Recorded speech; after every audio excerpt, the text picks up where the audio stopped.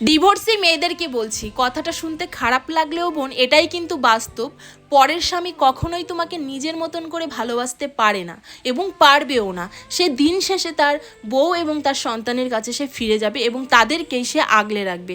তাই বলি বোন, তোমাদের এই সুন্দর জীবনটা নষ্ট না করে নিজের জীবনটা ভবিষ্যতের দিকে ভালোভাবে এগিয়ে নিয়ে যাও।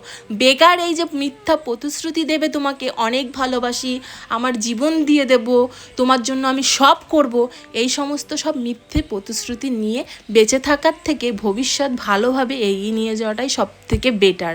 তাই বলি বোন, নিজের সুন্দর জীবনটা এইভাবে নষ্ট না করে নিজের সুন্দর জীবনটা এগিয়ে নিয়ে যাও। তাই বলি যে ডিভোর্সি মেয়েরা যারাই আছো না কেন, এই যে তোমাদেরকে মিথ্যে প্রতিশ্রুতি দেবে যে আমি তোমাদেরকে ভালোবাসি, এটা কিন্তু সম্পূর্ণ ভুল এবং সম্পূর্ণ মিথ্যে। সে কখনোই তোমাকে ভালোবাসতে পারে না। সে তার নিজের স্ত্রীকে ভালোবাসতে পারলো না, সে তোমাকে কি ভালোবাসবে? তাই বলি বোন, ভালোবাসার নাটকে অনেকেই পড়ো, ভালোবাসার জালে অনেকেই পড়ো, সেই মিথ্যে জাল থেকে বেরিয়ে আসো, নিজের জীবনটা সুন্দর করো। তাই বলি এই বেকার মানুষদের পেছনে অন্তত নিজের জীবনটা নষ্ট করো না।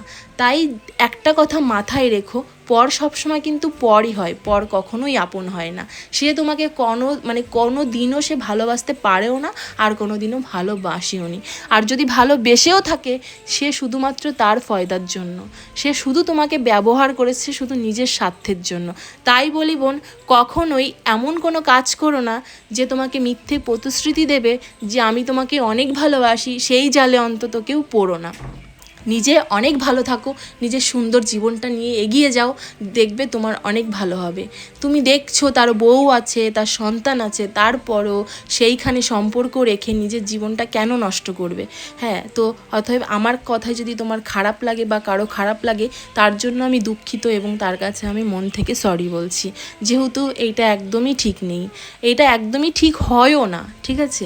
অতএব আমি তোমাদেরকে একটাই কথা বলবো যে আমি যদি কোনো ভুল বলে থাকি তার জন্য তো আমি ক্ষমা চেয়েই নিচ্ছি। আর যেটা সত্যি আমি সেটাই বলেছি, পর কখনোই আপন হতে পারে না।